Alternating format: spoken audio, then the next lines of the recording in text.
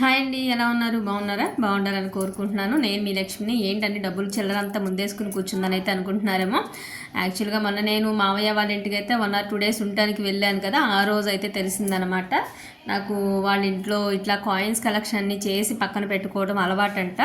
So ఇంకా అవన్నీ డబ్బాలు అయితే ఉన్నాయి. యాక్చువల్గా కాయిన్స్ కలెక్షన్ వాళ్ళు చేస్తారు అని నాకు తెలుసు, కానీ వీడియో చేయాలని కానీ నేను చూడాలన్న ఆలోచన కానీ నాకు ఎప్పుడు కూడా రాలేదు.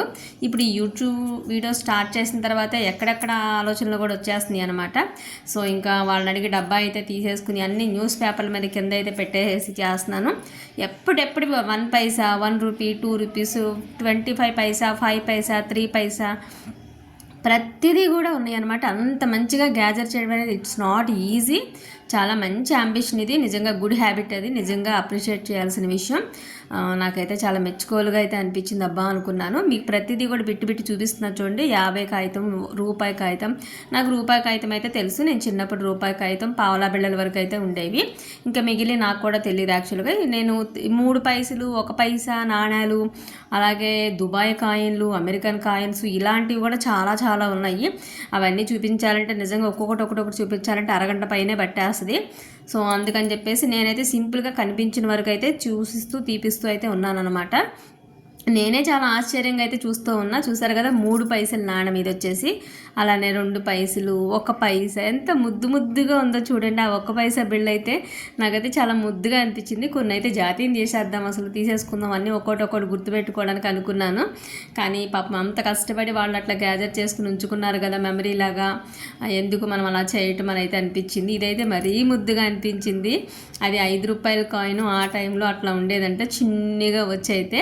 ఇది వచ్చేసి డాలర్స్, అది దుబాయ్ కాయిన్ సంథింగ్ ఏదో అన్నీ చెప్పారు. నేను నిజంగా చాలా చాలా అన్నీ తెలుసుకుంటూ అయితే వీడియో తీశాను, కానీ బట్ నేను ఇప్పుడు ఈ వాయిస్ ఇచ్చే టైంకి అయితే చాలా వరకు కూడా మర్చిపోయాను నిజం చెప్పాలంటే.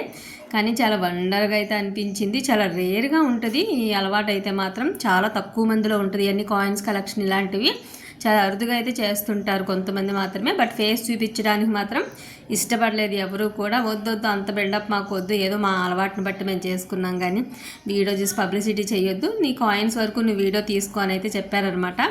సో అందువల్ల వాళ్ళు ఎక్స్ప్లెయిన్ చేస్తూ చెప్తున్నారు, ఇది ఇట్లాగా, ఇది దుబాయ్ కాయిన్, ఇది అమెరికన్ కాయిన్, ఇది ఇక్కడిది అక్కడిది అని చాలా చెప్తూ చూపిస్తున్నారు. ఆ నిమిషం అన్నీ గుర్తున్నట్టే అనిపించినాయి. బట్ నేను మిస్ అయిపోయాను, కొన్ని మర్చిపోయాను. ఇది 50 రూపాయల బిల్ అంట. ఆ రోజుల్లో 50 రూపాయల బిల్ అంటే అసలు ఎంత వండర్ చెప్పండి. నిజంగా నాకైతే చాలాసేపు అలా పట్టుకొని చూస్తూనే ఉన్నాను.